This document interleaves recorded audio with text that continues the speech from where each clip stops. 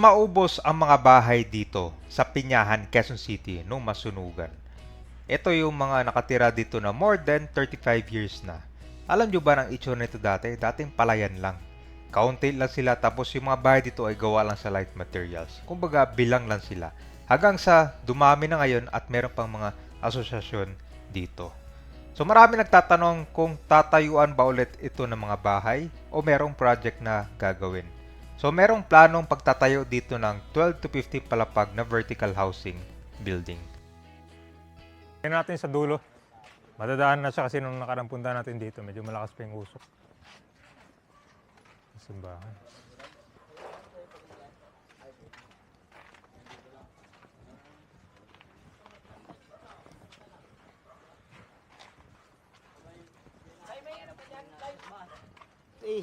Ito pala yung PSA. Ito yung kinakunan pala ka ba? So alos dikit pala sir, no? Tignan ko ba, umitim yung building. Konti na lang pala, madadama yung ano. Hindi, layo mo. Malayo ba? May bumbero dyan na naka-stack. Parang di abutin, no? Tapos yung isang building sir, PSA din yun. Oo, dalawa yan. May kwan pala dito, may pader pala, no? Sabi tatlong. So yung pader lang yung tinamaan.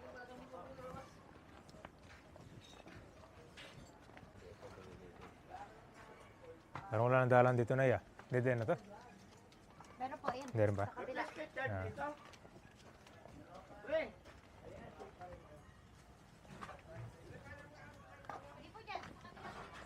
Sige, sige lang.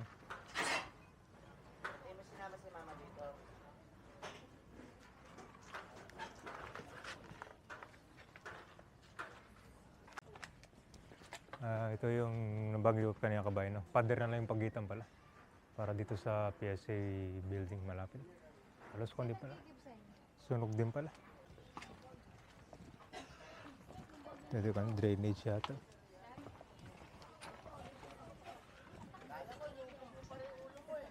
So may mga malit-malit na iskinita pala dito para daanan. Mga tao. Dulo na natin ito. Dito walang daanan dyan natin. Sige, sige.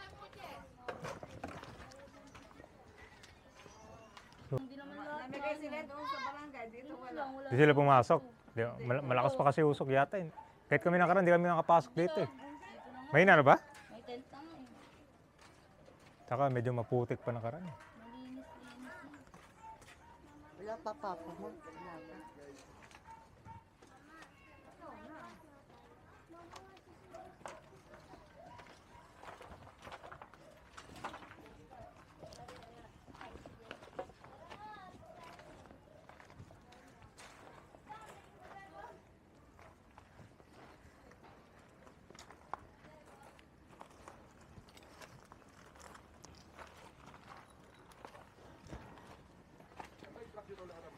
Tapos nire-ready na yung mga hero dito.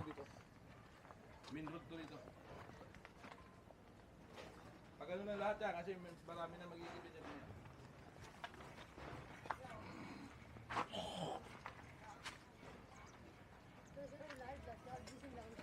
Wala na daw yung mga bahay na yan kasi maganda sira na yan. I-renew ulit. Siyempre kanila pa rin yung lote. Gusto niyo yung parang rent to own, no? Ganun.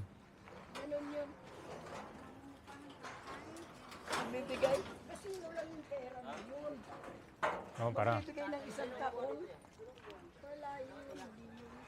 Anong mga ayuda na ibibigay sa inyo na yun? Yung temporary mo na? Marami na. Oo, marami. Sa City Hall, agawan. Sambalde, tig-sambalde. Agawan ng mga pagkano? Oo. Pagbukas mo, mga yung dito sa lugaw pala ang drama. Hindi yung mga canned foods, ganun. Dating palayan naman to dito dati. Oo. Palayan. Oo yan. Palayan. Alam mo kung ano yung nandito? Gabi. Kangkong. Talbos. Habulan pa to dito. Yung mga anak ko nga, naghahabulan dito. Tapos yung mga bahay, Maliliit pa yung mga yan. yung mga bahay dati dito, parang parang Hindi pa ganito karami. hindi pa konkreto. Kilala mo pa. Ang dating ano talaga dito si Kawini, yun ang talagang ano. Talagang yun ang namahala dito na presidente. Mas mainam yun. Para may kon Kasi dito. pag tumayo yun talagang makikinig ka. So may mga presidente pala kayo dito. May homeowner Association? kami dito, itna. So ito yung tinatanong nila, yung sa dulo pala nito may mga pader yan. Tapos may mga nakaabang na dito para hindi maabutan ng sunog. Kasi ito pala kabayan, kung ano to, mga building na yan pala dyan. At mapapansin mo naman dito, yung mga bahay na nakatayo dyan sa pader, eh hindi siya inabutan ng sunog. Di kumbaga dito sa boundary lang yan. No? So dating ko lang to, palayan daw, no? So sa mga nagtatanong, ito na. Merong planong pagtatayo ng 12 to 15 palapag na vertical housing project. Yan yung nakikita nyo sa ibang lugar, right? Parang building style. So magkakaroon ng 2,250 units at target matapos itong December 2025.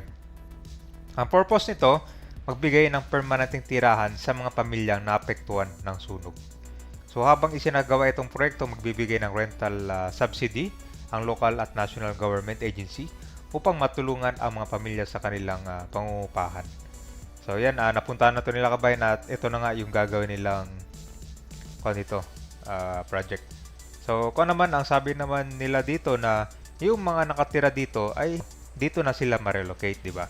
Yan yung karamihan na sagot nung tinanong ko sila kung gusto ba nila magpa-relocate sa Cavite, Rizal, Bulacan, mas gusto nila dito dahil matagal na silang nakatira dito, nandito ang nilang trabaho, dito nag-aaral ng kanilang mga anak, di ba?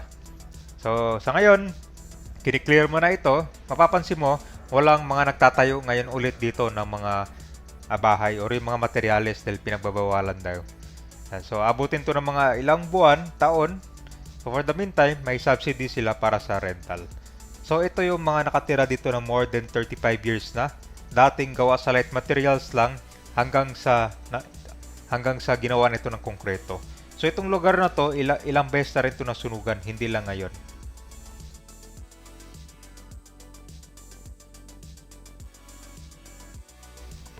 So mananatili ang komunidad sa Nia Road at magiging ligtas, maayos at malayo sa panganib. Yan yung bagong kanila update dito. So, mariretain, no, yung mga nandito.